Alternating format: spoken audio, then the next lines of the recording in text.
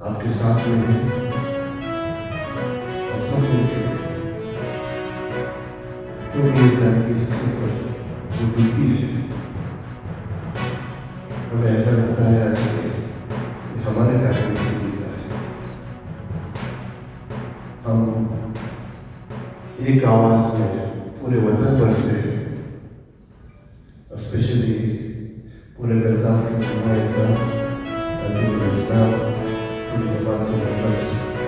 एक आवाज़ में कहते हैं कि हम वतन के साथ में हैं और ये परिवार।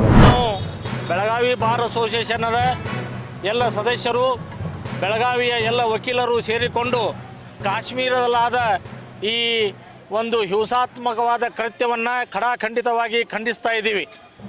ಈ ಮೂಲಕ ನಾವು ಭಾರತದ ಗೌರವಾನ್ವಿತ ಪ್ರಧಾನಮಂತ್ರಿಗಳು ಹಾಗೂ ಗೌರವಾನ್ವಿತ ಕೇಂದ್ರ ಗೃಹ ಸಚಿವರ ಜೊತೆ ನಾವು ಎಲ್ಲ ವಕೀಲ ಸಮುದಾಯದವರು ಇರುತ್ತೇವೆ.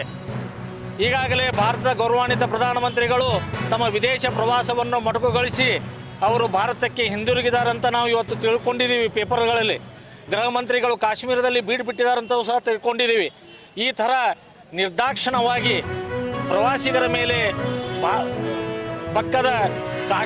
ಪಕ್ಕದ ಪಾಕಿಸ್ತಾನದ ಸರ್ಕಾರದ ಒಂದು ಕುಮ್ಮಕ್ಕಿನಿಂದ ಈ ರೀತಿ ಹೀನಾಯ ಕೃತ್ಯಗಳನ್ನು ಮಾಡಿ ಜನರ ಪ್ರಾಣವನ್ನು ತೆಗಿತಾ ಇದ್ದಾರೆ.